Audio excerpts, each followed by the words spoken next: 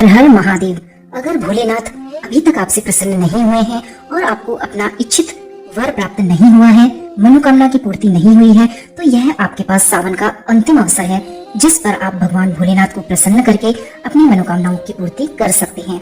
बहुत ही सरल उपाय हैं। इन उपायों को करके आप अपने मनोवांछित इच्छाओं की पूर्ति बहुत ही सरलता से कर सकते हैं। तो आप इस सावन के अंतिम सोमवार का ये महत्वपूर्ण दिन हाथ से जाने ना दें और इस दिन को बहुत ही अद्भुत और बहुत ही विशेष तरीके से मनाकर अपने जीवन को बहुत ही समृद्धि और सफलता से भरने का यह मौका ना चूकें।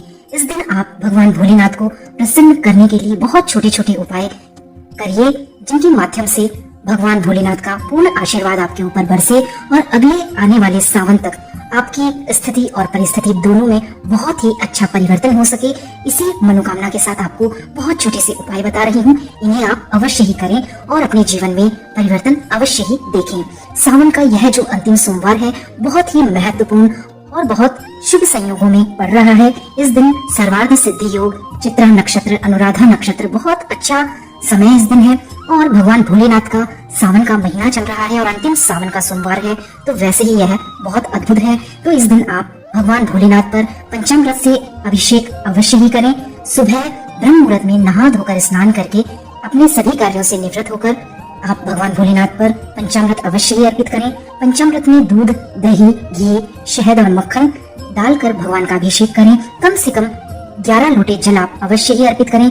11 लोटे करने से आपकी मनोकामना, आपकी इच्छा शीघ्र ही पूर्ण होगी। इसके बाद आप भगवान भोलेनाथ के ऊपर 108 बेल पत्र अवश्य ही अर्पित करें और महामृत्युंजय का मंत्र का जाप अवश्य। इसके साथ ही आप भगवान भोलेनाथ पर 5 या 7 बेल पत्र अवश्य ही अर्पित करें।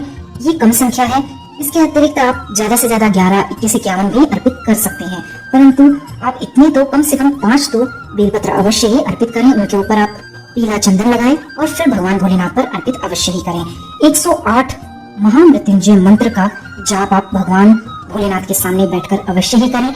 ऐसा करने से आपके मन में शांति आएगी, आपके सभी कार्य आप बिल्कुल एकाग्रता से कर पाएंगे। तो अभी तक आपने अगर ये उपाय नहीं करे हैं तो आप इस अंतिम सोमवार पर अवश्य ही करें।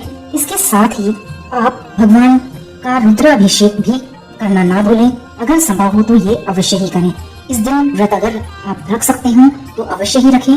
जिसने भी अभी तक सोमवार के व्रत एक भी नहीं रखे हो वो भी इस अंतिम सोमवार को व्रत अवश्य ही रखें। कहा जाता है कि सावन के सोमवार में अगर एक भी सोमवार को व्रत रख लिया जाता है और पूर्ण श्रद्धा के साथ भगवान को अपनी श्रद्धा अर्पित की जाती है तो भगवान भोलेनाथ बहुत जल्दी प्रसन्न होने वाले देवता हैं। उनका आशीर्वाद बहुत शीघ्रता से प्राप्त होता है। तो आप ऐसा अवश्य ही करें। हर व्रत तभी पूर्ण होता है जब उसका उद्यापन किया जाता है। तो आप भी इस अंतिम सोमवार के दिन अपना व्रत का उद्यापन अवश्य ही करें। तो इस दिन आप सफेद वस्त्र धारण करें तो बहुत ही अच्छा होता है। स्त्रियां जो सुहागन हैं वे लाल कपड़े भी धारण कर सकती हैं। इसके साथ ही भगवान भोलेनाथ को धूप दीप दिखाकर बेलपत्र से जलाभिषेक करके फल फूल धतूरा अवश्य इस दिन अर्पित करें और फूलों की माला अर्पित करने के बाद उन्हें मिठाई का भोग अवश्य ही अर्पित करें। आरती करें और मिठाई सफेद हो तो बहुत ही उत्तम होता है। भोग अर्पित करने के बाद आरती अवश्य ही करें। ब्राह्मणों को दान दें, भोजन करवाएं और जरूरतमंदों को दान दक्षिणा अवश्य ही दें। ऐसा करने से आपका व्रत पूर्ण होता है और उसका कई गुना फल आपको प्राप्त होगा, क्योंकि इस दिन सर्वार्थ सिद्धि योग भी है।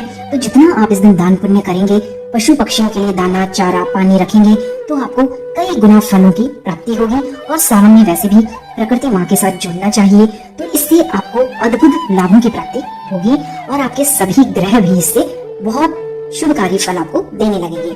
तो आप इस तरह से ये छोटे छोटे उपाय इस दिन अवश्य ही करें और व्रत का उद्यापन करें। इस प्रकार से करने से आपके व्रत संपूर्ण होंगे और भगवान भोलेनाथ का माँ पार्वती के साथ आपको आशीर्वाद अवश्य ही प्राप्त होगा।